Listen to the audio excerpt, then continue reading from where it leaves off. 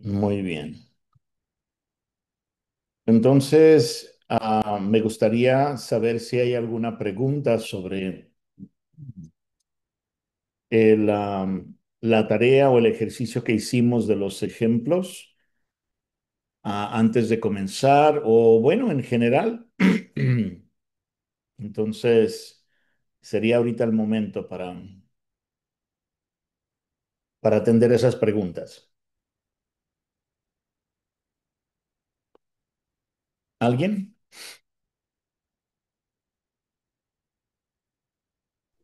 Ok, muy bien. Entonces, Cuál fue la pregunta? ah, si había alguna pregunta. Se ve que vengo cansada. Señora Ma. Eh, am, La pregunta y fue que si hay alguna pregunta. no, de lo que hemos visto, no, no, no. Vamos a repasar la tarea. Vamos a hacer unos ejemplos. No tenemos tiempo para repasar muchos, pero vamos a hacer algunos ejemplos. Quizás Ok, ahí salgan algunas preguntas. Y si no las has hecho todavía, no te preocupes, por favor. A lo mejor esto te puede ayudar para eso, ¿ok? Bueno. ya la hice, pero sí hay una de ellas que sí tengo una cuestión ahí, cuestionaria. Bueno, déjame hacer algunas y después llegamos a tu pregunta. ¿Me acuerdas? Porque no garantizo que me vaya a acordar. ¿Me acuerdas, por favor? Sobre todo antes de que terminemos esta sección. Entonces, algunos ejemplos de cómo la gramática hace la diferencia. Recuerden que la Biblia, aunque es palabra de Dios, tiene un aspecto humano. Fue escrita en un lenguaje humano, primeramente en hebreo, griego antiguo, arameo antiguo, y por lo tanto necesitamos entender los lenguajes, ¿verdad? Los escritores, perdón, los traductores que nos presentaron las versiones que usamos el día de hoy, Reina Valera 60, nueva versión internacional, son resultado del aprendizaje y del estudio de años de investigación para poder aprender hebreo, griego, arameo y poder presentarla eh, para nosotros, ¿verdad? Que solamente leemos castellano o español. Y de la misma manera nosotros tenemos que tener por lo menos un entendimiento básico de la gramática castellana o la gramática en español para que entendamos cómo eso impacta la interpretación y el significado que sacamos del texto. Aunque es palabra de Dios y aunque viene por revelación y aunque viene por inspiración, de todas maneras necesitamos tratar con el aspecto humano. Entonces, vamos a ver uno de los primeros ejemplos, que es Deuteronomio 15:16. Creo que estos ejemplos fueron dados en la Reina Valera 60, así que vamos a usar esa versión. Si tú usaste nueva versión internacional, asumo que tuviste un resultado similar, pero si no, no te preocupes, ¿ok? Alguien que me ayude a leer. Este versículo ya lo vimos la semana pasada. Ok, perfecto. Sí, ese ya lo vimos. Para que podamos ver más, si podemos pasar al que sigue. Muy bien. Vamos a ver Hebreos 3:5 al 6. Y el ejemplo en este caso es, el contexto te ayudará a contestar esta pregunta. Observa las preposiciones. Las preposiciones, si no lo sabes, son palabras que nos ayudan a indicar lugar. Aquí los dos ejemplos son en y sobre. Por ejemplo, el vaso está sobre la mesa. Es una preposición y nos indica básicamente el lugar en donde el vaso está, ¿no? Y claro que siempre una preposición se va a dirigir o va a modificar el sujeto del cual está hablando. En este caso, del ejemplo que yo te di, el vaso. Pero veamos Hebreos 3:5 al 6 para analizar ese ejemplo.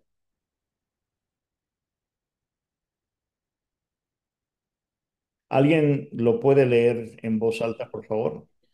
Dice, y Moisés a la verdad fue fiel en toda la casa de Dios como siervo para testimonio de lo que se iba a decir, pero Cristo como hijo sobre su casa, la cual casa somos nosotros, si retenemos firme hasta el fin la confianza y el gloriarnos en la esperanza. Ujú. Muy bien. Am, ¿Qué cosas nos ayuda a entender el texto cuando analizamos las palabras en y sobre?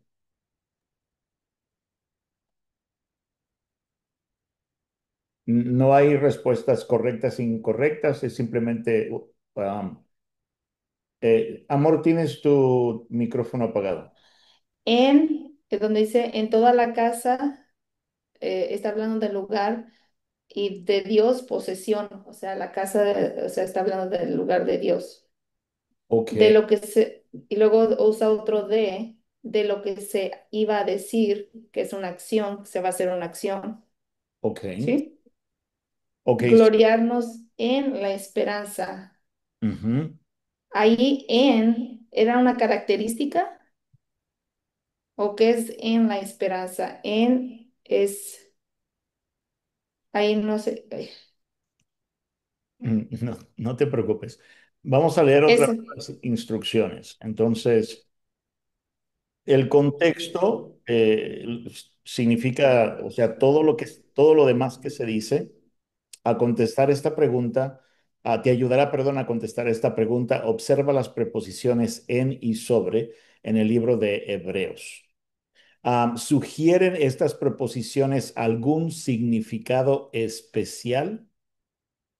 Esa es la pregunta. ¿Sugieren estas preposiciones algún significado en especial? Vamos a leer nuevamente el texto. Si por alguna razón estás realizando un ejercicio de interpretación o estás aplicando los principios que aprendimos aquí y te atoras, es bien importante que vayas al texto y que identifiques lo que quieres hacer, porque al ir al texto puedes llegar a muchas conclusiones. Aquí nos estamos enfocando en las palabras de y sobre, ¿verdad? Perdón, en y sobre. Aquí están. ¿Cuál es el significado especial que nos están dando estas palabras? Esa es la pregunta. ¿Lo puedes leer de nuevo, amor, por favor? no eran sobre que no era en y de. Ah, es en y sobre, en el libro de Hebreos. Aquí está, lo estoy marcando en la pantalla. Es en y sobre. Si tú hiciste de, pues igual nos ayuda a entender también lo que está modificando, pero es en y sobre. ¿Sí? Ujú. Ok. Entonces lo puedes Ok. leer de nuevo, por Y favor. Moisés a la verdad fue fiel en toda la casa de Dios. O sea que Moisés fue fiel a todo lo que Dios le mandaba, como No, siervo, ¿no? no es lo que dice, pero solamente léelo ahorita. Todavía no le sacamos significado.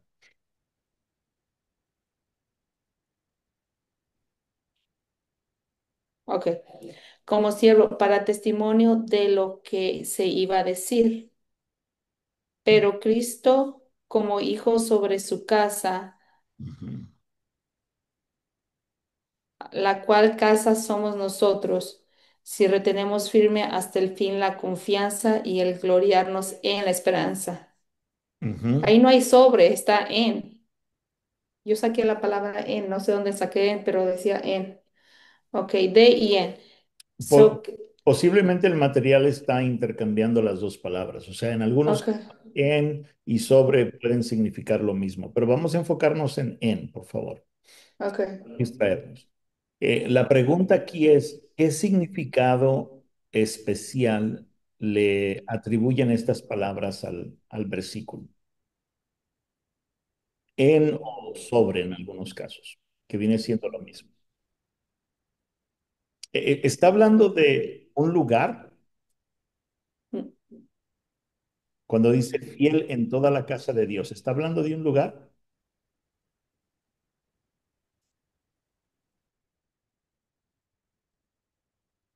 ¿Qué dicen ustedes?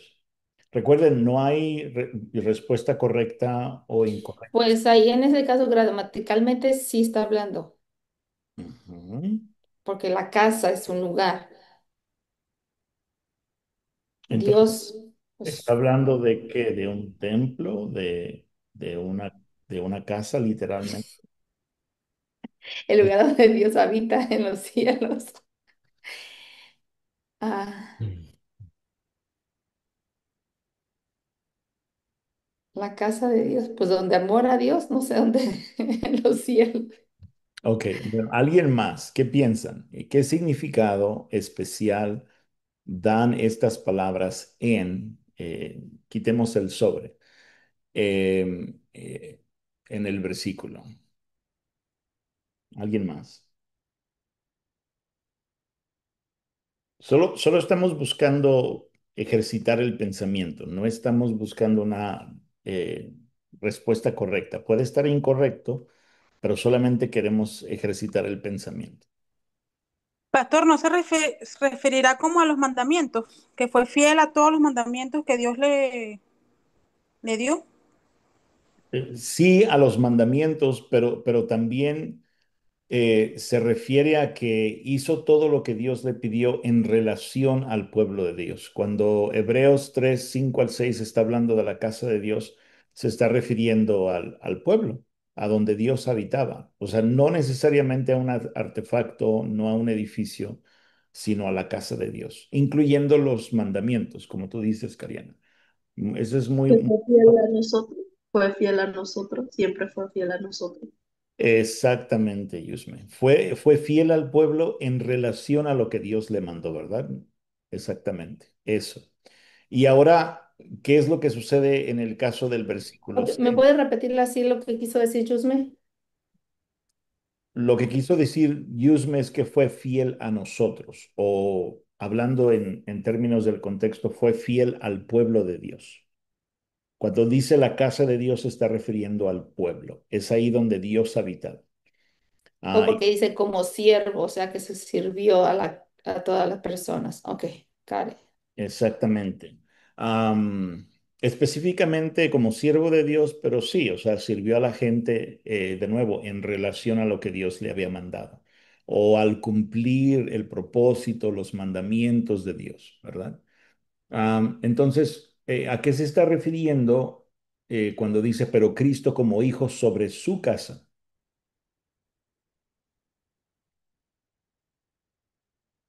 ¿A qué se está refiriendo ahí? Son lo mismo que dijeron arriba, como Cristo como hijo sobre su casa, eso es exactamente lo mismo. Es, Que es- así como Moisés le fue fiel con todos los hijos de Dios, Cristo también fue fiel. exactamente, exactamente. Entonces es importante ver primero el contexto. Ah, entonces, cuando pensamos en esta palabrita o sea, tiene que ver con todo lo que Dios les mandó, con todo lo que Dios les mandó en relación al pueblo de Dios. ¿Ok? Lo cual, por ejemplo, es una interesante enseñanza para nosotros. Eh, Dios quiere que seamos fieles y de hecho el apóstol Pablo afirma que Dios nos ha tomado como fieles. Entonces, ¿en qué sentido es que Dios quiere que seamos fieles? Según lo que está diciendo este pasaje. Disculpa, ya vi aquí la cual casa somos nosotros, ahí te daba la respuesta. Exacto. Por eso es que las instrucciones dicen el contexto, aquí está. Eh, el contexto te ayudará a contestar esta pregunta. Exactamente. Entonces, ¿de qué manera, supongamos que estamos analizando estos versículos o este pasaje para sacar una enseñanza, una prédica, un estudio bíblico, una meditación, qué sé yo? Entonces, ¿de qué manera nos dice el texto que tenemos que ser fiel a Dios? Porque dice que si retenemos firmes hasta el fin ah, si retenemos firmes hasta el fin y la confianza y el gloria no se le espera. O sea que si nos retenemos nosotros así como lo hizo Moisés, así como lo hizo Cristo. este, Sí, pero podemos a dar testimonio. es un poquito más que eso, amor. O sea, Ah, la pregunta es, ¿de qué manera necesitamos ser fiel a Dios? ¿Alguien más aparte de Heriberta?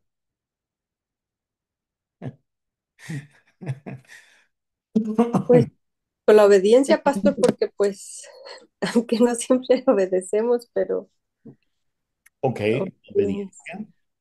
Muy bien. La fe, Entregándonos así como Cristo se entregó también. Entregándonos como Cristo se entregó, sí. teniendo fe y confianza en Dios. Teniendo fe y confianza en Dios. Muy bien, son todas respuestas buenas. Solamente que falta algo. Porque basado en esas respuestas alguien podría decir, bueno, es que yo soy fiel a Dios, ¿no? Y yo y Dios. Pero aquí hay otro elemento del cual nosotros necesitamos aprender y es esta frase, la casa de Dios. Entonces, ¿de qué manera necesitamos ser fiel a Dios? ¿Cómo es que Moisés y cómo es que Cristo fueron fieles en la casa de Dios? Nosotros como cristianos, pastor, tenemos que estar primeramente confiados en el Señor porque ya nos salvó. Ajá.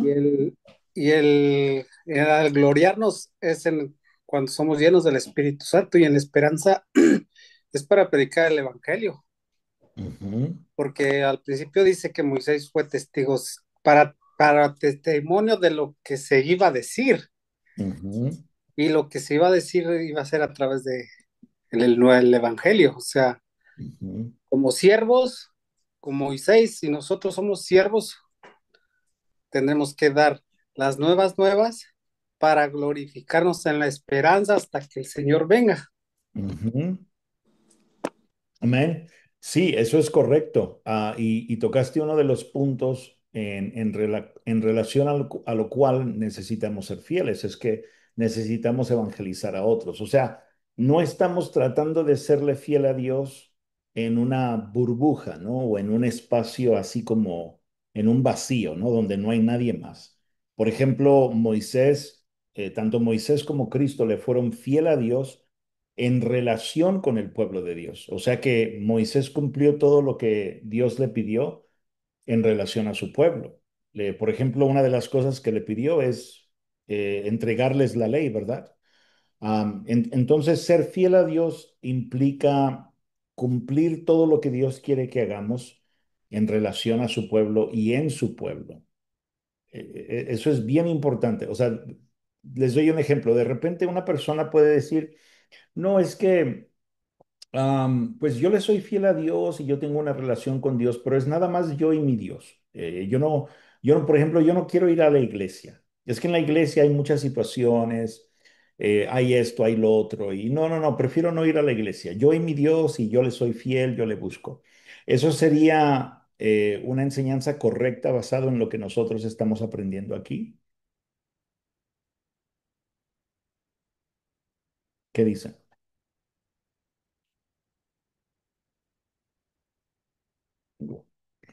Porque la persona está buscando a Dios en su casa, la persona pues de alguna manera conoce algunos mandamientos de Dios y los quiere poner en práctica, pero sí sería correcto basado en lo que nos enseña Hebreos 3, 5 al 6.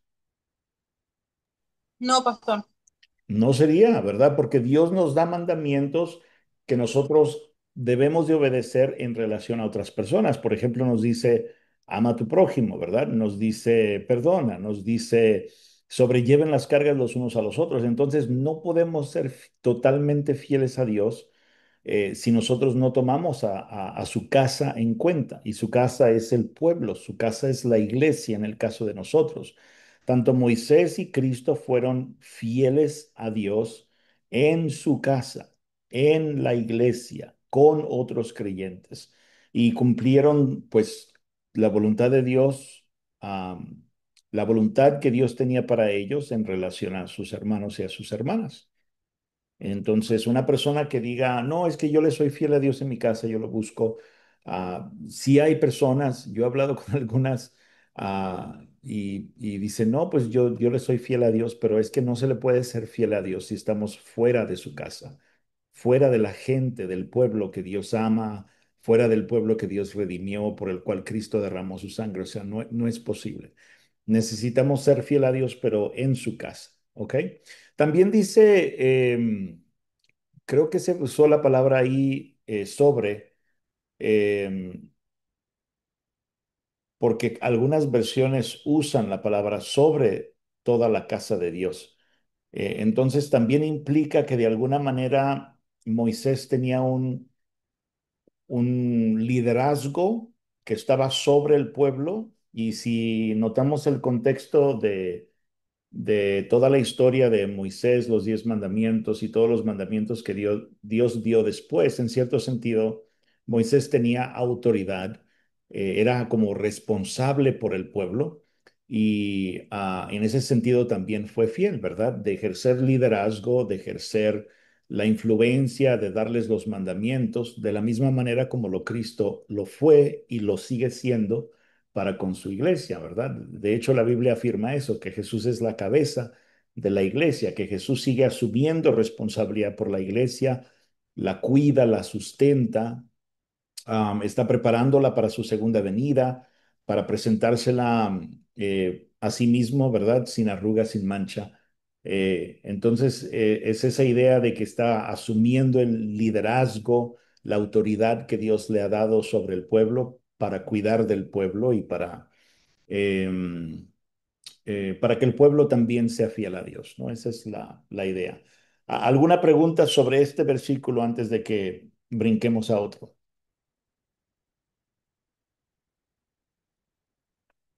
¿No? Muy bien. Veamos entonces.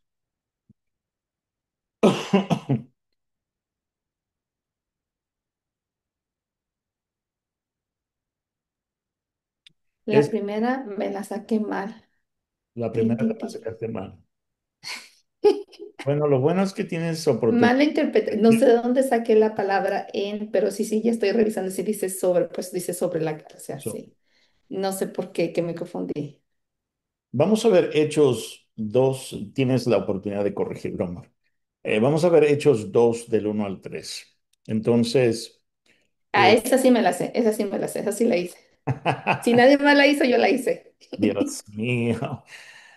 Dicen las instrucciones, ¿sugieren estas preposiciones algún significado? No, ahí no es. Lee cuidadosamente Hechos 2 del 1 al 3. ¿Hubo realmente viento y fuego en este texto? Vamos a ver si es verdad que hubo viento y fuego. Ujú. Es un poco, me gustó hacer la tarea porque te pone a pensar realmente. Esa es la idea. Ah, ujú, te pone a pensar, hay unas palabritas como que empiezas a decir, pero el otro, pero ¿querrá decir eso? Y realmente tiene uno que ver para qué significa cada palabrita. Eso es Claro. interesante. Y su función, la función de la palabra, porque cada palabra tiene una función y van a contribuir cosas diferentes al significado de lo que el texto está diciendo. Pero sí, tienes razón, amor. ¿Alguien más puede leer los versículos, por favor? Ujú. Pero fuerte, fuerte. La venida del Espíritu Santo. Cuando llegó el día de Pentecostés, estaban todos unánimes, juntos, y de repente vino del cielo un estruendo como de un viento recio que soplaba, el Ujú, cual llenó toda la casa donde estaban sentados. Y ujú, se les aparecieron lenguas repartidas ujú. como de fuego, asentándose sobre cada uno de ellos. Ok. La pregunta es, ¿hubo realmente viento y fuego? ¿Sí o no? ¿Y por qué sí y por qué no?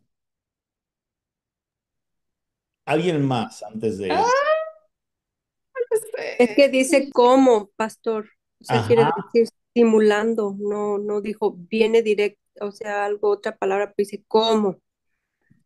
Ok. Entonces, no, Entonces la respuesta es no, ¿verdad? Ok. ¿Alguien más? Gracias, Aurora. ¿Alguien más? Bueno, ahora sí, Heriberta, adelante. lo mismo que Aurora dijo, no, porque la palabra cómo nos deja saber que no es el viento Ujú. ni fuego, sino algo que se parece, o sea, que lo está haciendo como una comparación, nada más, pero Es, no es. Es como es cuando uno le dice a alguien, te pareces como a esto, pero no es que es esa la yo no persona, es que lo sino sea. está haciendo una comparación. Exactamente. Y Lo que dice puntito que para hubo mí. una estrella, ¿no? Creo que sí se pueden poner estrellas aquí. Bueno, no, no lo encuentro, pero la palabra clave es cómo. Es decir, que concluir que Hebreos 2 del 1 al 3 dice que hubo viento y que hubo fuego es incorrecto, ¿verdad? Algunas personas lo han afirmado, yo he escuchado a algunas personas decir, no, pues que haya fuego, ¿no? Que haya viento. Algunas personas esperan esa manifestación y en algunos casos ha sucedido, pero no necesariamente porque es la única forma como se manifiesta el Espíritu Santo, es porque así Dios lo quiso, ¿verdad? Lo importante es de que el texto dice cómo. Lo que sí dice que hubo es un estruendo que vino del cielo. Probablemente lo pudieron identificar,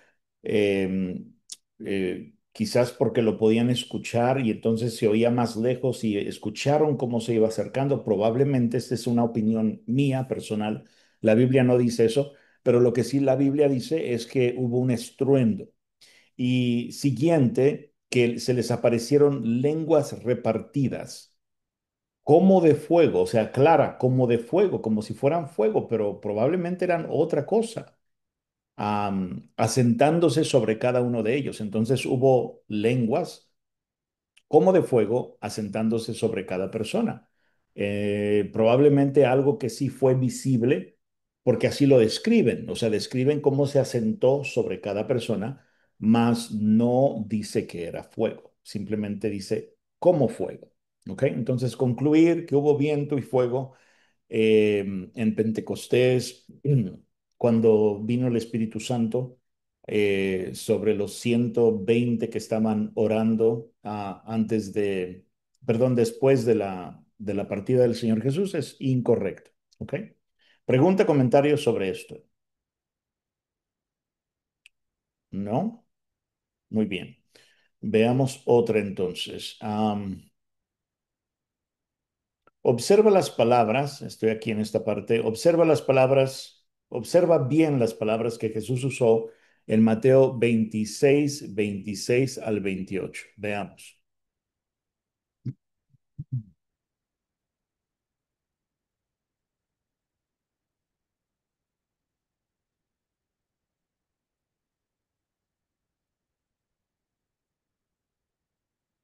¿Alguien puede leer el texto, por favor?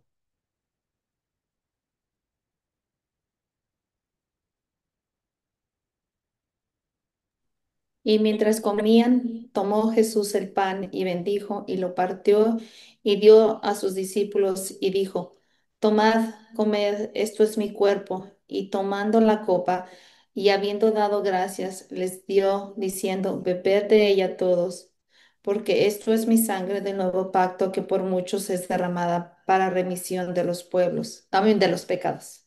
Ujú.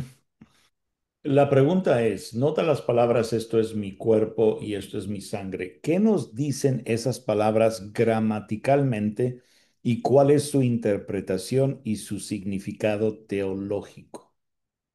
Voy a leer la pregunta de nuevo. ¿Qué nos dicen esas palabras gramaticalmente y cuál es su interpretación y su significado teológico? La primera sería que ¿Alguien la más copa... aparte de Dieterta? Perdón, amor, pero ya llegará tu turno.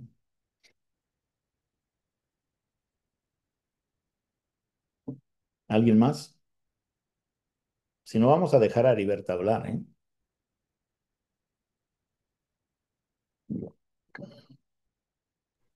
Pastor, a mí todavía me cuesta entender esa parte ¿Cuál parte, Aurora? que dice tomad, comed, esto es mi cuerpo. Muy bien. Bueno, la primer cosa que necesitamos hacer es quizás preguntarnos, ¿está hablando Jesús literalmente de su cuerpo? No, no, pero yo quiero entender como más qué significa. ¿Ok? Entonces es importante ir de lo que es obvio o claro a lo que puede ser un poquito confuso o lo que requiere más análisis para poder entenderlo, ¿verdad? Entonces, es claro, empezando, que Jesús no está hablando de su cuerpo verdaderamente o de su sangre, ¿sí? Am, ¿A qué se está refiriendo? A qué está usando, a qué está haciendo Jesús referencia cuando dice esta frase? Tomen mi cuerpo, o esto es, toman, coman, esto es mi cuerpo, y después cuando dice, eh, beban de ella todos, este es mi sangre del nuevo pacto, que por muchos es derramada para remisión de los pecados. ¿A qué se está refiriendo Jesús? Está haciendo una referencia a algo. ¿A qué se está refiriendo?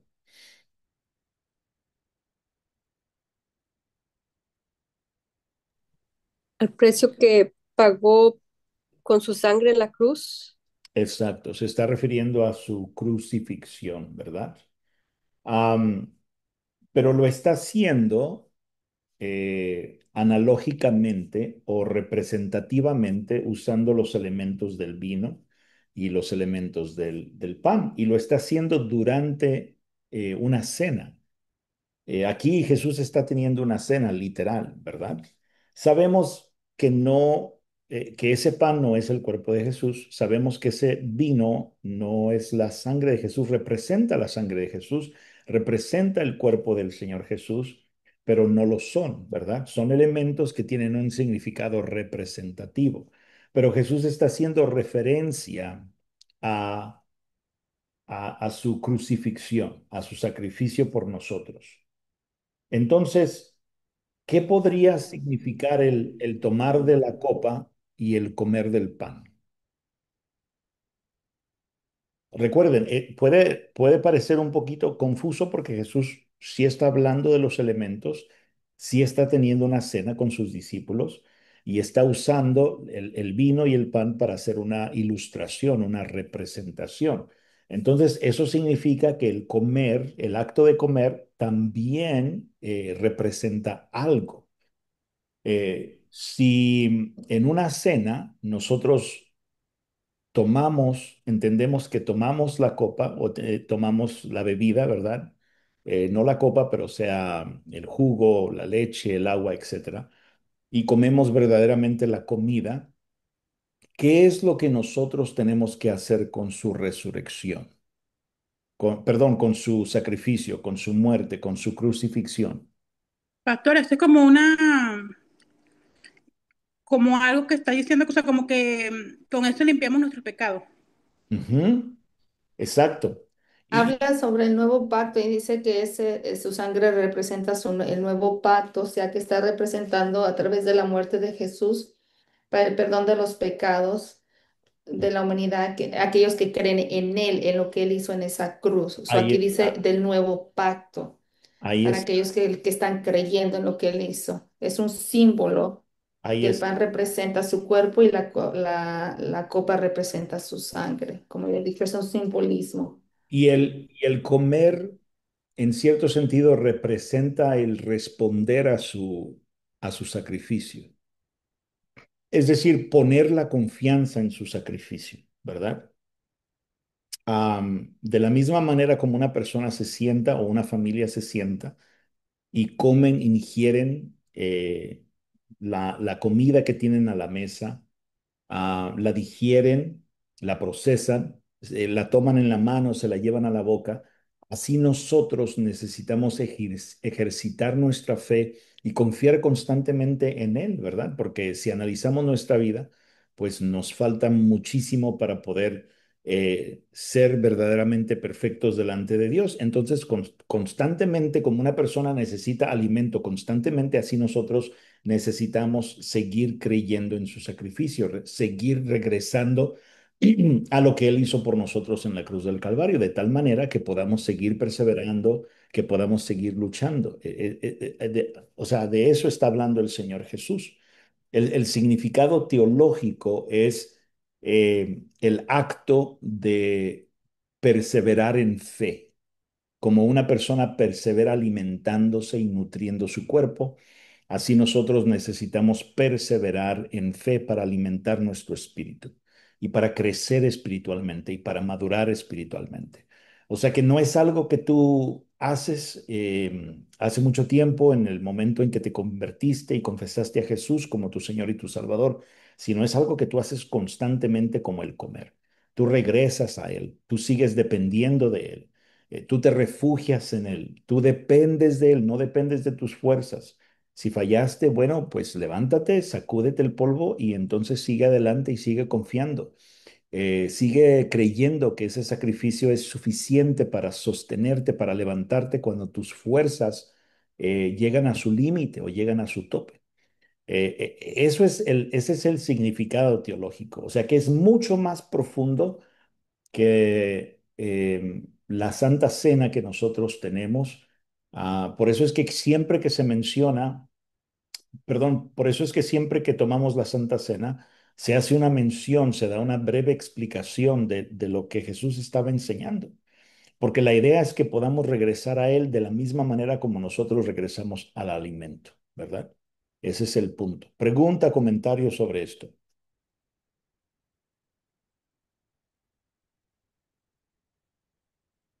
¿no? Doctor, ¿quién puede tomar la Santa Cena entonces? Todos, todos. Todo. Claro, dice, porque esto es mi sangre del nuevo pacto, que por muchos es derramada para remisión de los pecados. La Santa Cena siendo una, una representación, un símbolo de lo que Jesús hizo por nosotros en la cruz, de su sangre derramada, de su cuerpo partido, es algo de lo cual todos nosotros podemos participar entre tanto dependamos de ello, ¿verdad? Yo creo que las únicas personas que quizás no podrían participar de ella son personas que no creen, no tiene sentido que participen de la Santa Cena. Estamos hablando de todos, es decir, la iglesia, los que han creído en Él, aquellos que eh, están bien con Dios, aquellos que fallaron, pero están regresando al Señor. Es para todos, o sea, porque es precisamente una representación de lo que nos limpia de nuestro pecado, ¿verdad? Si existe la necesidad, pues, de ponernos a cuentas con el Señor, hagámoslo. Si existe la necesidad de reconocer algo, de ir y pedir perdón o perdonar a alguien, hagámoslo, pero todos nosotros podemos tomar de la Santa Cena. Y creo que también aquí lo dice, bebed de ella todos. Ahí está. Tomando la copa viendo la sangre, le dijo, bebed de ella todos. Pero sí, pero ya aquí dice porque aquí da una explicación y que muchos están derramados para remisión de los pecados. So, creo que las personas, todos pueden ir y creo que todos podrían, o sea, todos los que van a ir a él es porque creen lo que él hizo en la cruz. Ah, pero aquí lo dice, beber de ella todos. Aquí te está dejando saber quién puede ir a beber la copa todos. Claro. Porque es por gracia, está habiendo dado, porque es por gracia lo que está dando aquí. Claro, y obviamente se está refiriendo a todos los que han creído, ¿verdad? Claro, hay que examinar nuestro corazón, hay que tomarla dignamente, como dice, creo que es Primera de Corintios. Hay que asegurarnos de que creamos que ella nos limpia de todo pecado, y si creemos que ella nos limpia de todo pecado, pues entonces tratamos con el pecado como el Señor nos pide que lo tratemos, ¿no? Lo confesamos, nos arrepentimos, buscamos la fortaleza en el Señor para dejarlo. Pero el punto es de que hay una solución al pecado, y vengo a depender de Jesús y de su sacrificio para darle una solución a ese pecado, ¿verdad? Ese es el punto. Eh, ¿Alguna otra pregunta o comentario? ¿No? Ok, vamos a ver uno más. Déjenme ver cuál es.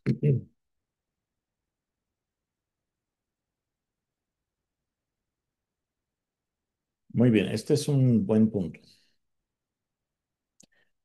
Salmo 127:3 dice, herencia de Jehová son los hijos. Significa, Esa la hice yo también. perdón. Esa la hice yo. Ah, Dios mío. Dice, herencia de Jehová son los hijos. Esto significa que el Señor nos da hijos como nuestra herencia o que los hijos que tenemos le pertenecen al Señor y son su herencia. Vamos a ver de quién son herencia los hijos.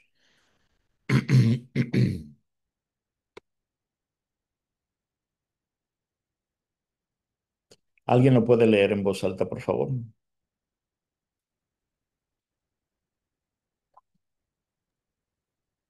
He aquí, herencia de Jehová son los hijos, cosa de estima, el fruto del vientre.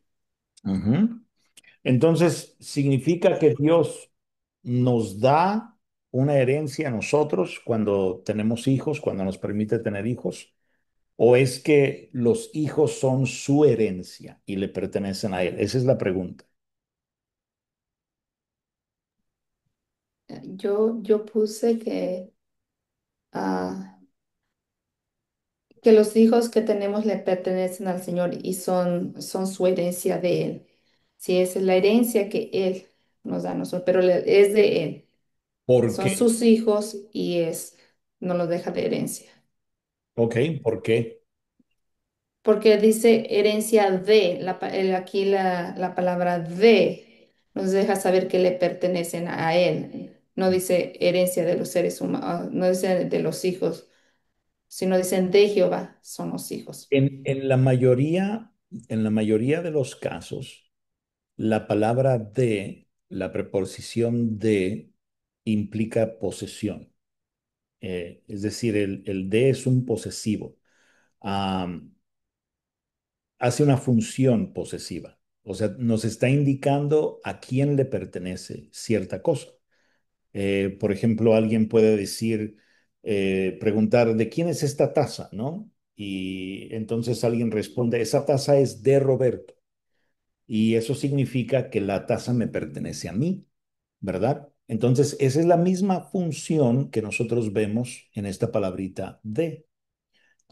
Es posesivo de Jehová, es decir, los hijos le pertenecen a él.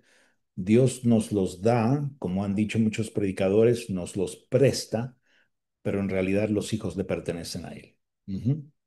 Pregunta, comentario. ¿Qué significa cosa de estima? El fruto del cosa de estima, ¿qué se estima? O Valor, sea, ¿qué quiso decir aquí con cosa de cosa de estima? valor, Oh, ok, cosa de valor. valor. No, aquí no lo puedo hacer, iba a buscar el significado, pero valor es algo muy valioso, algo muy estimado, algo que se toma en cuenta con gran valor. ¿Alguien más? ¿Algún otro comentario? ¿No? Bueno, entonces creo que estos ejemplos nos han ayudado a entender la importancia de la gramática. Am, es bien importante que el texto, o sea, la Biblia, nos diga a nosotros lo que ella dice y no que nosotros digamos lo que la Biblia dice, ¿verdad?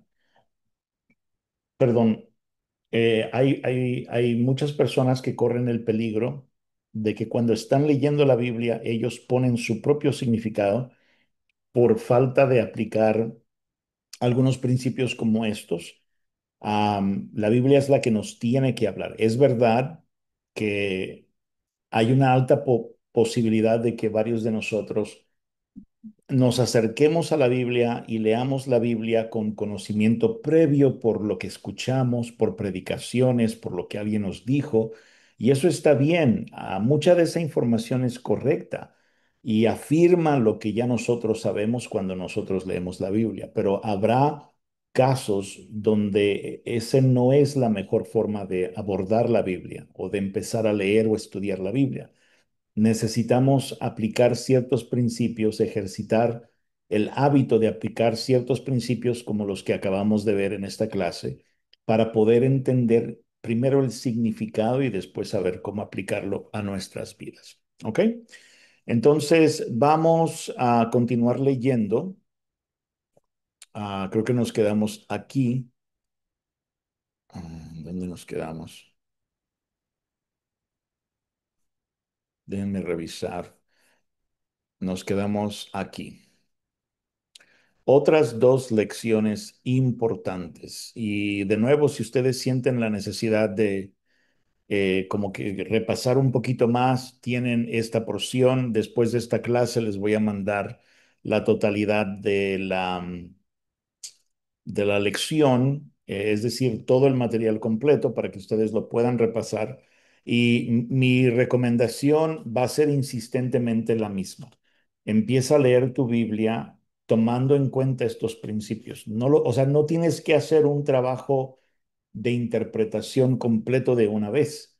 Am, pero sí comienza a incluir algunos de estos principios en tu lectura o estudio de la Biblia y recuerda que entre más lo leas, más familiarizado o familiarizada estés con el texto, con el pasaje, mejor lo vas a poder interpretar. Pero desarrolla el hábito de aplicar estas cosas, es decir, no las olvides, no las dejes ahí guardaditas en un folder o en una carpeta en tu teléfono, en tu tableta, computadora. Van a ser útiles cuando tú las comiences a aplicar, ¿ok? Eso es muy, muy importante. Otras dos lecciones importantes. ¿Alguien me puede ayudar a leer ahí, por favor?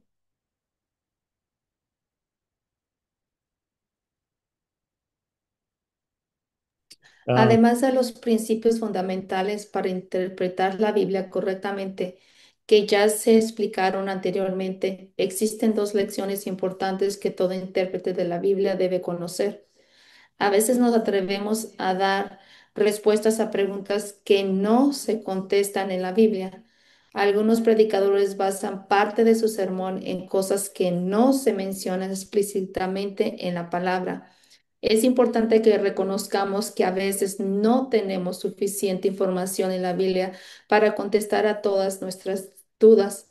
El Señor ha revelado solamente aquello que ha considerado importante y necesario para nosotros. Es por ello que tenemos que aprender la siguiente importante lección. Habla donde la Biblia habla y calla donde la Biblia calla. Por ejemplo, muchos creen que el fruto prohibido que comieron Adán y Eva fue una manzana. La palabra no nos dice qué clase de fruto fue. Otros nos dicen que los reyes magos fueron tres, que uno era moreno, otro rubio y otro negrito, que sus nombres eran Melchor, Gaspar y Baltasar. La Biblia no nos da ninguna información de este tipo. Si la Biblia no nos da información de manera explícita, no te atrevas a darla tú. Pero si la palabra nos dice claramente las cosas, no te atrevas a callarte. ah, Uh, tremendo. ¿Alguien más, por favor? si no, sigo yo.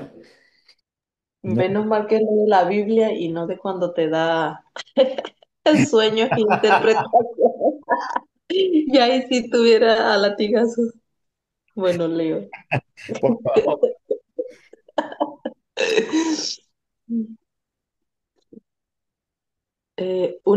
¿Por dónde quedamos? Una segunda gran lección. Ujú.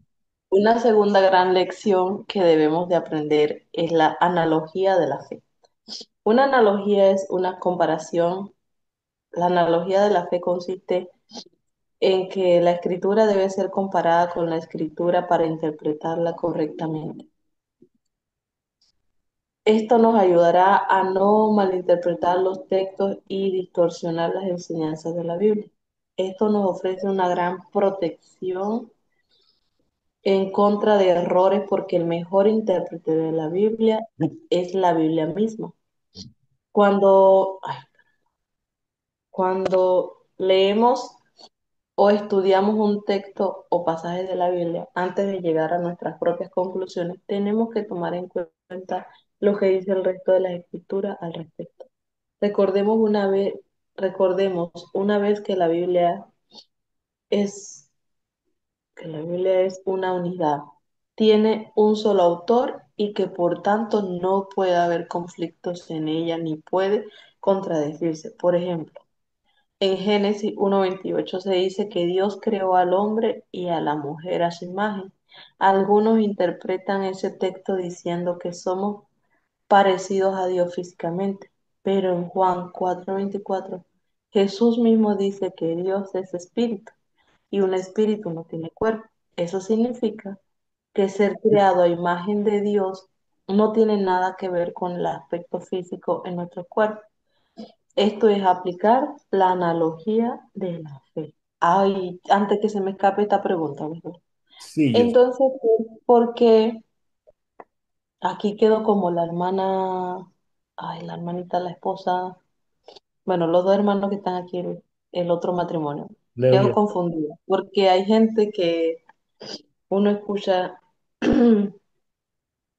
que por lo menos Dios se le apareció o vieron a Dios. Sí, entonces como que uno se confunde porque, bueno, ¿es o no es? Ujú. Es una pregunta interesante. Recordemos que hay y ha habido y es muy probable que las sigan habiendo manifestaciones de Dios. Por ejemplo, am, cuando Dios estaba dando los mandamientos al pueblo de Israel, llega un momento donde hay así como nubes oscuras, estaba así como nublado, oscuro, había truenos, relámpagos. Es el instante donde el pueblo le dice a Moisés, ¿no? O sea, que Dios hable contigo, que no nos hable directamente a nosotros, ¿no? Por la manifestación de su presencia. Pero dice que en algún momento había como una plataforma azul y dice que el Señor o Jehová estaba parado. Entonces tenía una forma de hombre. Después vemos el instante donde eh, llegan los tres varones a la casa de Abraham y es cuando reciben la profecía de que Saraí va a dar a luz, etcétera, al tiempo de un año más o menos.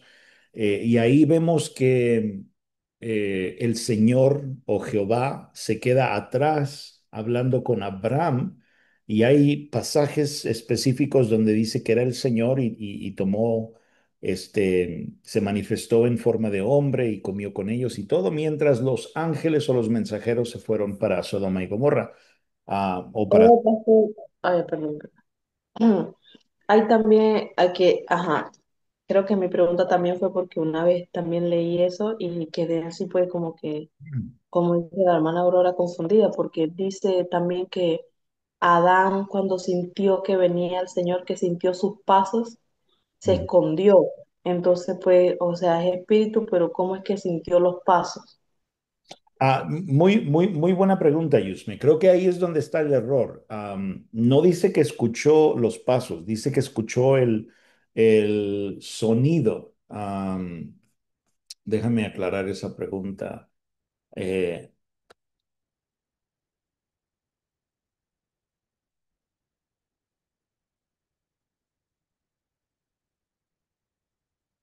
no, no está.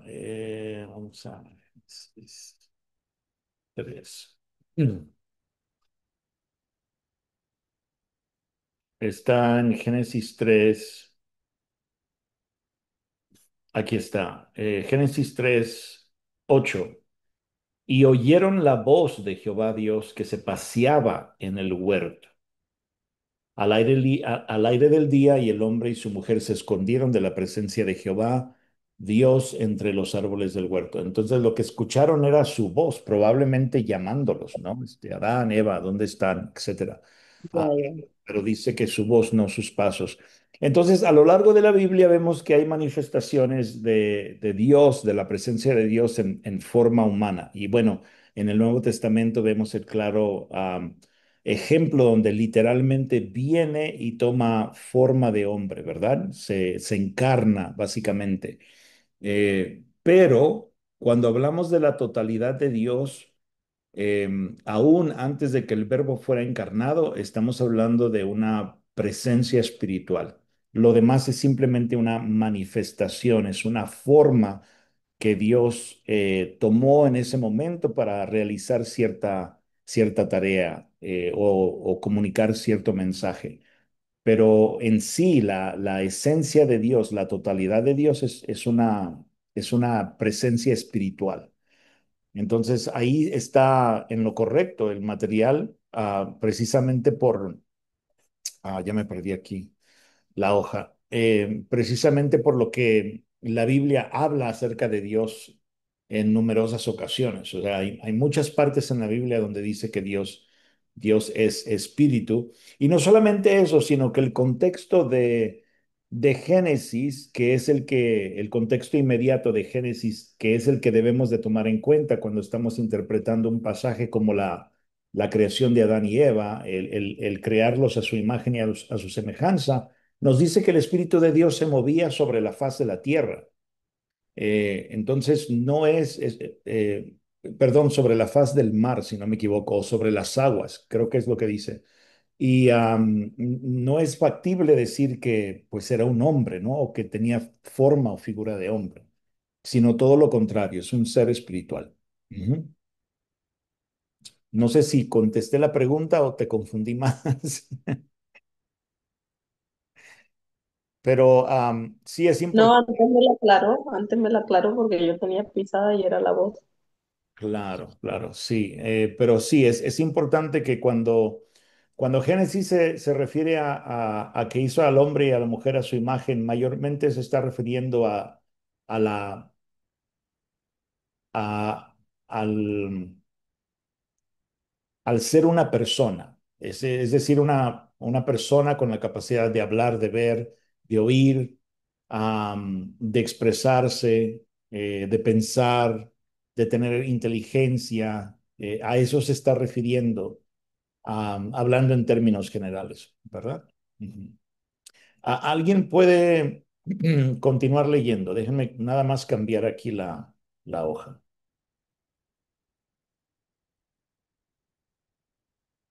¿Alguien más que no haya leído? ¿Qué harías si te dijera que en el patio de tu casa hay enterrado un tesoro que contiene billetes de $1,000, lingotes de oro, diamantes del tamaño de un melón y otros artículos de un gran valor? Seguramente empezarías a desenterrarlo ahora mismo. La Biblia es un gran tesoro que todos tenemos, pero que muchas veces no valoramos. Por falta de uso, está tan empolvada y tan perdida por ahí que hay que desenterrarla. La palabra contiene grandes riquezas para nuestras vidas. Lo único que tenemos que hacer es desenterrarlas. La pregunta ahora es, qué vas a usar para desenterrar este gran tesoro? Algunos de nosotros estamos desenterrando la palabra con un palillo de dientes, otros con una cuchara pequeña. Y tú debes saber que hay máquinas excavadoras que nos permiten llegar a la Biblia más pronto y más efectivamente para disfrutar de sus riquezas. Estas máquinas excavadoras son las herramientas que nos ayudan a estudiar y comprender mejor las escrituras. Todas las barreras que existen entre el claro entendimiento de la Biblia y nosotros pueden ser derrumbadas por medio de herramientas que nos ayudan a entender el verdadero significado de lo que leemos en la Biblia. Veamos algunas de ellas en el cuadro de abajo.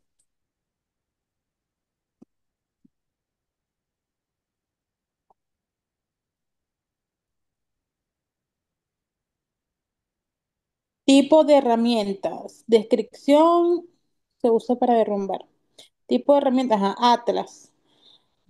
Mapas con los lugares que menciona la Biblia. Algunos dan una descripción de la historia y el significado de esos lugares. Ujú. Barreras de la geografía. Diccionarios bíblicos. Explican el origen, explican el origen, significado y uso de las palabras claves y términos en el texto. Barreras del lenguaje. Manuales bíblicos. Dan información útil acerca de temas relacionados con el texto. Barreras de la cultura. Comentarios. Da una explicación del texto. Barreras del... Ujú. Estas son, ahorita continúas, Cariana, gracias. Estas son algunos ejemplos de herramientas que nosotros podemos usar, que nos van a dar un conocimiento de cosas que nosotros desconocemos.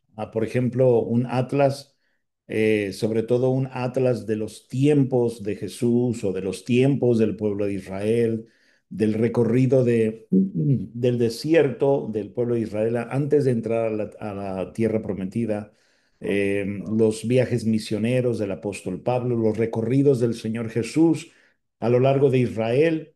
Todo esto nos puede a ampliar nuestro conocimiento y aún hasta darnos una idea eh, de, de los viajes, las distancias que personas tuvieron que hacer para poder cumplir el propósito de Dios. Para nosotros, nada de eso es un reto hoy. Si a lo mucho, o sea, nos subimos en un bus y hacemos un viaje de 1 hora, de 2 horas, pero al igual podemos llegar en tiempo récord. A comparación a cómo a ellos les duraban los viajes semanas, meses, a veces hasta un poquito cerca de un año. Am, Esto nos va a ayudar a tener un amplio entendimiento del mundo de los tiempos bíblicos.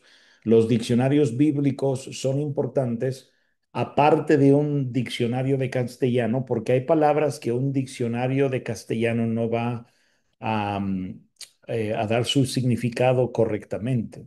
Entonces necesitamos de una influencia bíblica que nos ayude a entender la palabra un poquito mejor. Lo mismo como comentarios.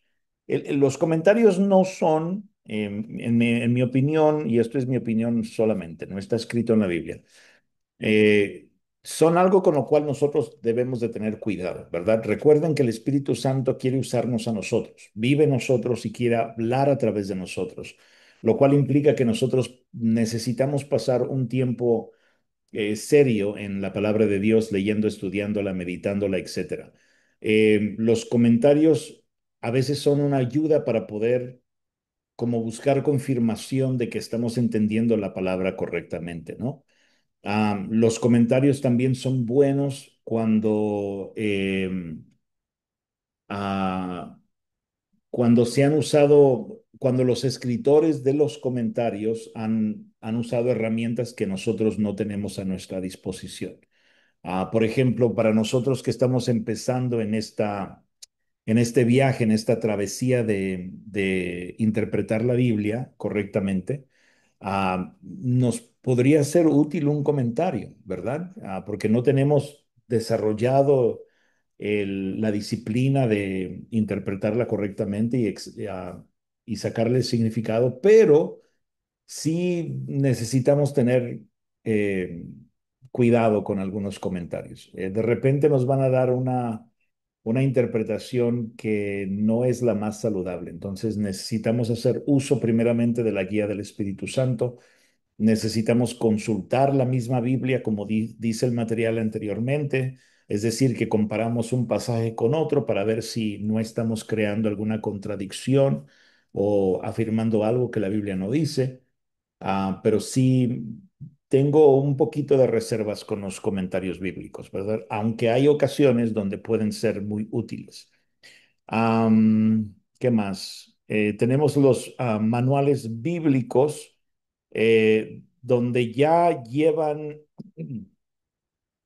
temas desarrollados específicamente como para un sermón o para algún estudio bíblico. Yo no los usé mucho, así que no puedo hablar mucho de los manuales bíblicos, pero he escuchado de muchas personas estudiosas que pueden ser una herramienta. Y obviamente todo esto lo puedes conseguir en una librería cristiana.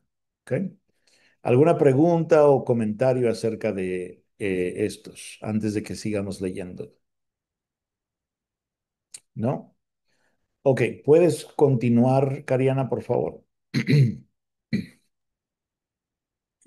Bíblicos. Ujú, Lenguaje, cultura y literarias. Interlineales. Traducciones con el hebreo y el griego, puesto entre las líneas para poder comparar. ujú, Barreras del lenguaje. Otras herramientas de mucho valor son las varias versiones que hay en la Biblia. A veces no entendemos bien un texto o pasaje de la palabra, pero si se compara en otras versiones se puede llegar a tener un mejor entendimiento del mismo. Te recomiendo que tengas varias versiones de la Biblia a la mano cuando la leas o estudies. Algunas de las versiones más conocidas son la Reina Valera, la Biblia de las Américas, Dios habla hoy y la nueva versión internacional. Ujú. La traducción al lenguaje actual, de hecho, existe una nueva publicación de editorial Vida, donde el Nuevo Testamento se presenta en base a estas cuatro versiones. Hasta Otra ahí, excelente... hasta ahí. Quiero mostrarles un ejemplo de esto, del comparar diferentes versiones. Espero que me pueda recordar dónde encontrarla. Mm.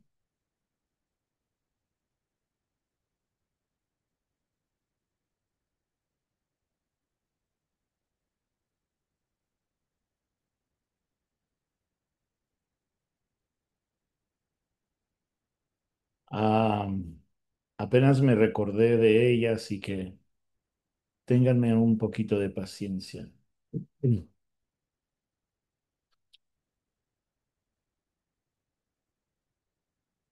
Proverbios 10, si no me equivoco,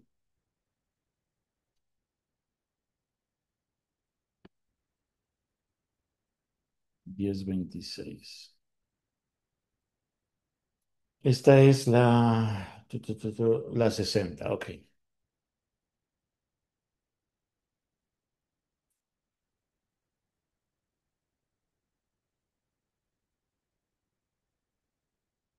No, no es este.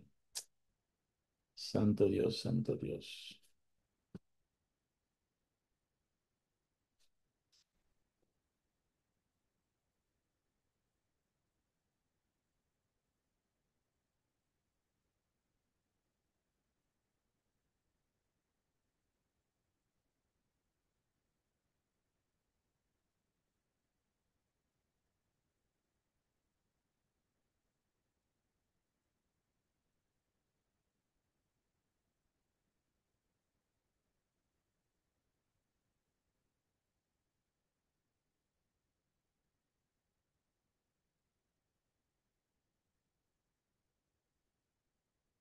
Mm, Les voy a quedar mal con esto.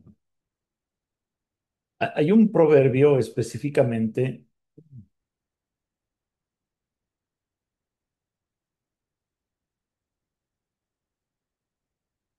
donde habla acerca de la vejez, pero lo habla describiendo, por ejemplo, que las linternas se empiezan a apagar, que las ventanas se comienzan a abrir y cosas así, o sea, que describe cosas que aparentemente no tienen así mucho sentido, am, pero en realidad está hablando de el envejecimiento. Y algunas versiones te van a dar la traducción literal, donde usa la analogía, donde usa todo este lenguaje poético para hablar de cómo las linternas se empiezan a apagar y las ventanas se empiezan a abrir. Y se está refiriendo básicamente a una persona que está perdiendo la vista y que está perdiendo los dientes, o sea, está envejeciendo, pero algunas versiones te lo van a poner de una forma bien poética con una traducción literal, usando las analogías, es decir, usando las representaciones, y otras versiones simplemente te van a hablar, te van a dar ya la interpretación.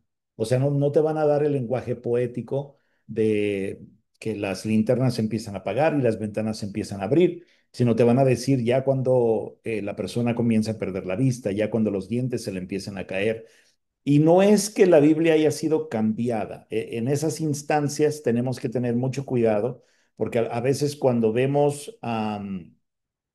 eh, cuando vemos que hay diferencias entre una versión y otra, hay personas que han ido directamente a que no, es que la palabra de Dios ha sido cambiada o están tratando de cambiar la palabra de Dios. No es que estén tratando de cambiar la palabra de Dios, sino que los traductores están haciendo todo lo posible por presentarte una versión de la Biblia que sea entendible para nosotros.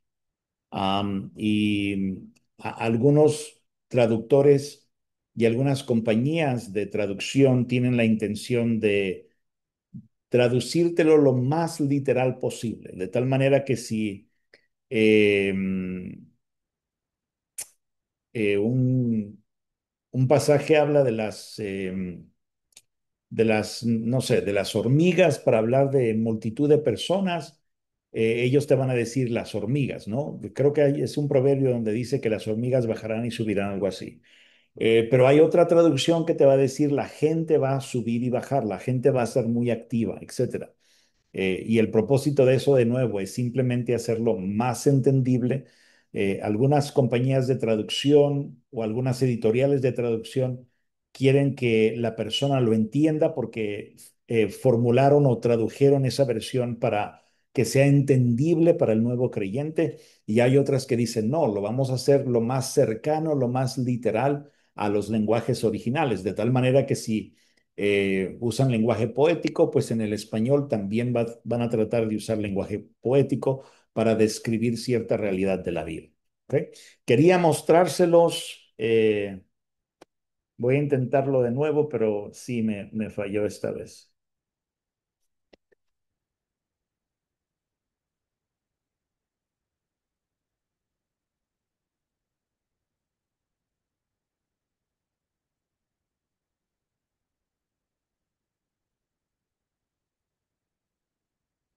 ¿Qué es lo que dice que debe de decir para ayudarte a buscarlo? Algo sobre ¿cómo se llama? Las, como que ya se van perdiendo las fuerzas físicas y van perdiendo los Ok. dientes, cositas así. Ese es un excelente ejemplo de esto. Solamente voy a hacer un intento más y si no sucede, pues bien.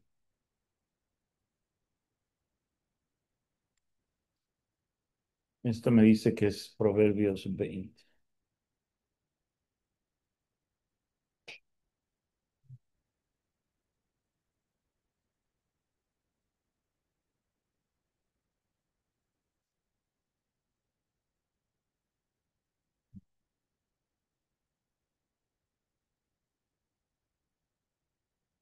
Proverbios 20.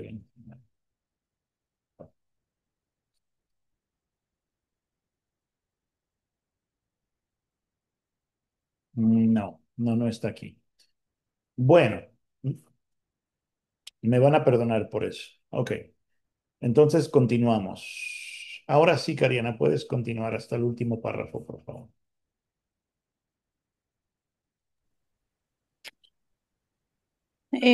Otra excelente herramienta que todo estudiante de las escrituras debe tener es una concordancia exhaustiva de la Biblia. Como ya explicaron los usos de ella anteriormente, no los vamos a repetir de nuevo aquí.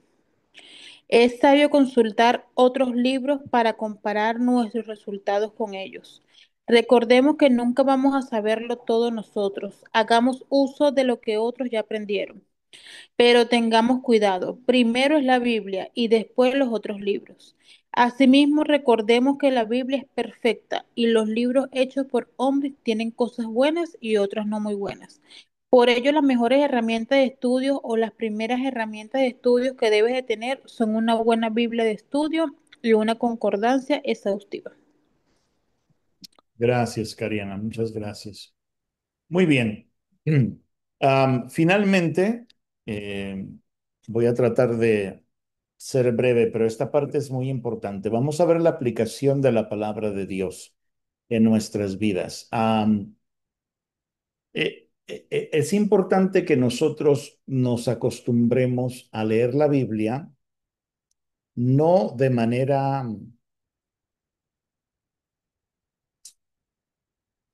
no como un ritual, ¿no? Es decir, como si la leo y entonces de alguna manera así como mística, invisible, me va a beneficiar mi vida. Claro que la Biblia va a producir cambios, aún de los cuales nosotros a lo mejor no estamos conscientes lo que la Biblia está haciendo en nuestras vidas al leerla, al estudiarla, pero también tenemos que ser intencionales en sacar los principios de la Biblia, entender lo que la Biblia está diciendo e inmediatamente responder a la Biblia. ¿Por qué? Porque corremos el peligro de desarrollar un hábito muy peligroso que es el solamente oír sin responder. En todos los casos de la Biblia donde hubo alguna manifestación de Dios, donde hubo un llamado de Dios, donde hubo un milagro de Dios, donde Dios hizo algo, donde Dios dijo algo, donde Dios habló, donde una persona estaba profetizando a favor de Dios, nosotros vemos algo interesante, que Dios esperaba una respuesta. Entonces, no nos acostumbremos a encontrarnos con Dios a través de la Biblia y no dar una respuesta. Necesitamos responder. Jesús constantemente pidió una respuesta del pueblo. Los profetas constantemente pidieron una respuesta del pueblo, ¿no? Am, los líderes de la Biblia constantemente pidieron una respuesta del pueblo y el aplicar la palabra de Dios a nuestras vidas tiene que ver con esa respuesta. Es decir, no podemos encontrarnos con el Dios vivo, con el Dios viviente, con el Dios creador del cielo y de la tierra, y no poder y no responder a lo que Él nos dice. Necesitamos responder. A veces tenemos que ser honestos, ¿verdad? A veces respondemos con desobediencia. Am, a veces como que ignoramos a Dios, pero la idea es que vayamos saliendo de ese hábito. Em, nosotros nos damos cuenta del nivel de la influencia que nuestra vida cristiana ha recibido de la religión popular eh, cuando empezamos a analizar qué tan frecuente es nuestra respuesta a Dios. ¿Sí? No siempre, porque hay tiempos de desierto, hay tiempos de sequedad y creo que Dios usa esos tiempos intencionalmente, pero a veces llega la sequedad a nuestras vidas por la falta de una respuesta. Y decimos, Señor, pero ¿por qué me siento así? Si yo te estoy buscando, Señor, si yo estoy orando, estoy haciendo esto, estoy yendo a la iglesia, Señor, ¿por qué me siento así o por qué pasa esto? Am, a veces eso se debe a que no ha habido una respuesta a algo que Dios ha estado hablando, a algo que Dios ha dicho. O sea, recuerde que nuestra relación con Dios no es de una sola vía, es de dos vías. Y así como nosotros podemos traer nuestras cargas a Dios y como podemos presentarle nuestras peticiones y claro, Él nos escucha y quiere ayudarnos y quiere responder, pero hay veces que Dios habla y cuando Dios habla necesitamos responder. Necesitamos hacer lo que Dios nos está diciendo o necesitamos creer también lo que Dios nos está diciendo. ¿Ok? Entonces vamos a ver algunas preguntas que podemos usar nosotros para aplicar la palabra de Dios. Una vez que tú te percatas lo que el pasaje que estás estudiando o el pasaje que estás leyendo, una vez que tú te percatas lo que te está diciendo, donde ya es claro para ti lo que te está diciendo, lo que te está enseñando, lo que te está hablando, de qué se trata, qué es lo que dice, si eso ya es claro para ti, entonces necesitas hacerte estas preguntas y necesitas responder las preguntas honestamente. Una de ellas es ¿hay algún ejemplo para seguir? Si estoy leyendo la vida de Jesús y leí, no sé, 2 capítulos, ¿será que el ejemplo de Jesús sea algo que yo pueda obedecer, que yo pueda imitar, que yo pueda aplicar a mi propia vida? Claro que sí, ¿verdad? Yo creo que con la excepción de la crucifixión y de algunos milagros, es decir, para las personas que no tienen el don de milagros, yo creo que podemos imitar muchísimas cosas de Jesús. De hecho, él mismo lo dijo, ¿verdad? Y estas señales seguirán a los que creen y cosas mayores que yo harán en mi nombre, ¿verdad? Entonces, hay mucho que nosotros podemos aprender del ejemplo de Jesús y hay mucho que nosotros podemos imitar. Por lo tanto, necesitamos preguntarnos, ¿hay un ejemplo que yo pueda seguir? Y si la respuesta es sí, hay que identificar ese ejemplo y hay que empezar a hacerlo, ¿verdad? Si tú puedes tener notas, no nos recordamos de todo, realmente nos recordamos de un eh, 5, 10%, 15% para las personas que tienen esa memoria fotográfica de lo que nosotros escuchamos en un sermón, el 15%, 10%, 5% nos recordamos. Pero si puedes empezar a tomar notas, de lo que leemos es lo mismo, de lo que estudiamos es lo mismo. Si no lo repasamos, si no lo volvemos a leer, lo más probable es de que lo vamos a olvidar.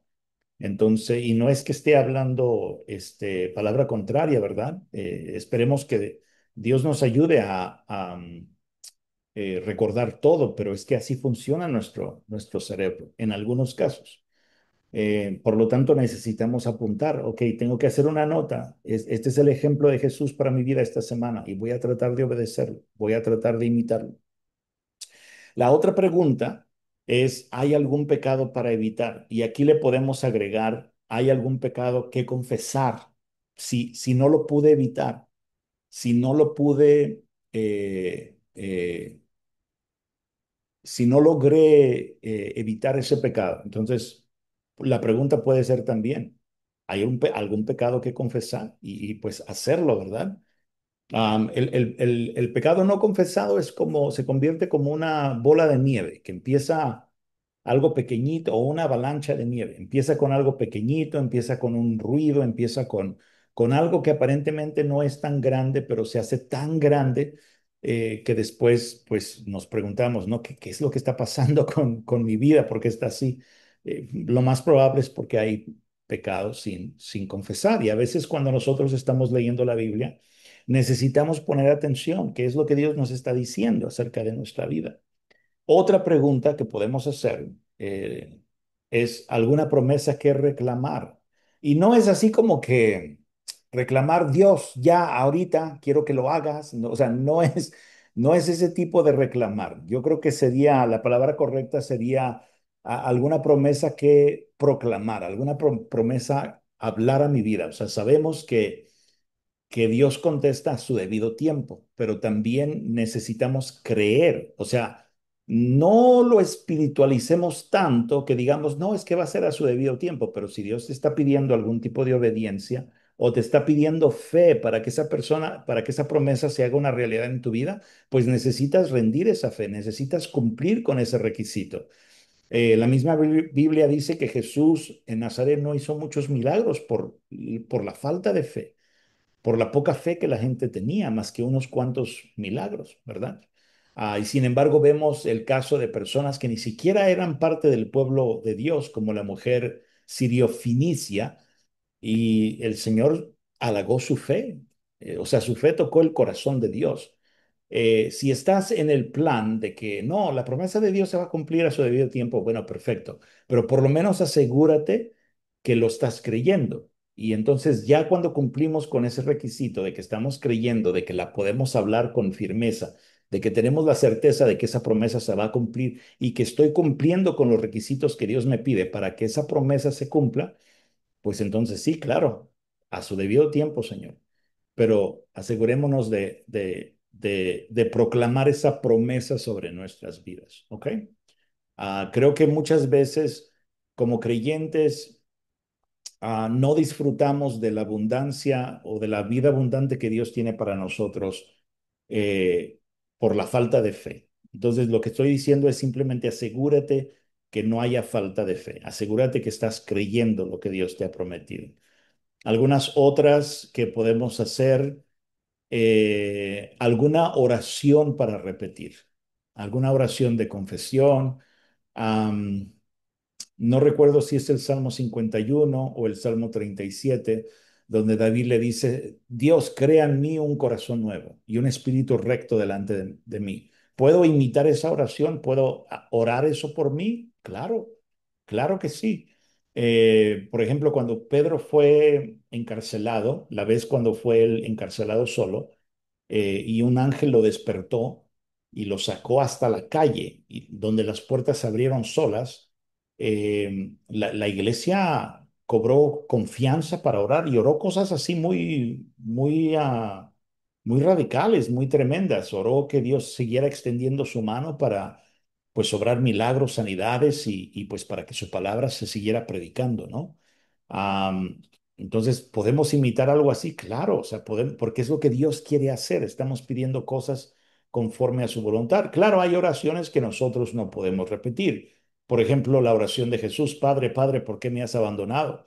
Aunque nuestra carne sienta que Dios nos ha abandonado, Dios nunca nos ha abandonado y Dios nunca nos va a abandonar gracias a lo que Jesucristo hizo en la cruz del Calvario.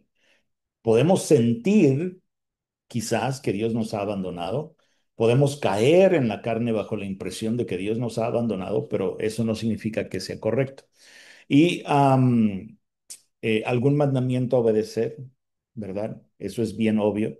Y a esto le tienes que meter eh, lápiz, pluma, pincel y escribir qué es lo que Dios está pidiendo de ti. ¿Hay alguna condición que cumplir? Hay muchas promesas que Dios ha dado con condiciones y son promesas que no se van a cumplir a menos de que nosotros cumplamos con las condiciones, como lo hablaba anteriormente, la condición de la fe. ¿Hay algún versículo para memorizar? Hay versículos que llegan al corazón y necesitamos tenerlos, pero ya, o sea, listos para hablarlos, listos para meditarlos, listos para vivirlos. Y la única manera como eso va a suceder es que lo memoricemos, ¿verdad? 8, ¿hay algún error para marcar? Es decir, estoy equivocada acerca de alguna enseñanza que yo pensaba que tenía, que era lo cierto, pero que terminó no siendo correcto. Hay un error en mi propia vida, esto también se puede aplicar para, hay un error en mi vida que yo tengo que corregir, que tengo que modificar. Am, Algún reto para enfrentar. La palabra siempre te va a retar a que cambies algo de tu vida. La pregunta es, ¿estás abierto a permitir que se dé el cambio, que suceda? Hay momentos cuando nosotros estamos leyendo la Biblia y Dios nos da convicción de algo. No podemos dejarlo para después. La Biblia es algo que nosotros debemos de atender y responder y obedecer. Y entonces el hábito de ignorar lo que Dios dice se puede crear si no tenemos cuidado. Así que hay que ser diligentes en esa área. Y creo que es todo por ahora. ¿Alguna pregunta o comentario hasta aquí? Yo les voy a mandar el material, pueden meditar en estas preguntas.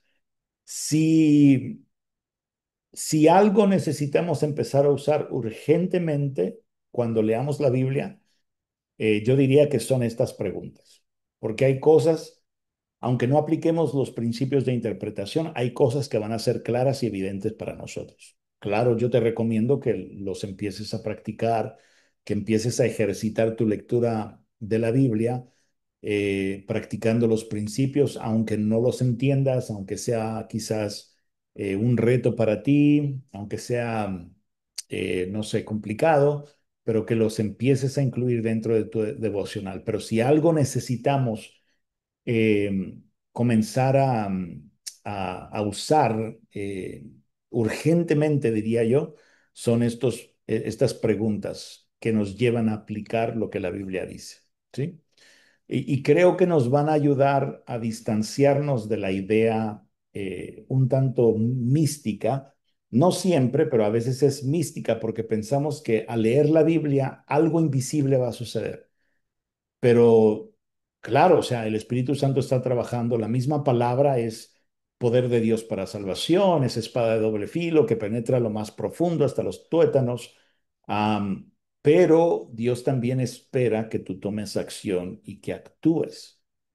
Y a veces eso es lo que hace falta, ¿verdad? Así que te recomiendo que lo hagas lo más pronto posible. Pregunta, comentario antes de que nos despidamos.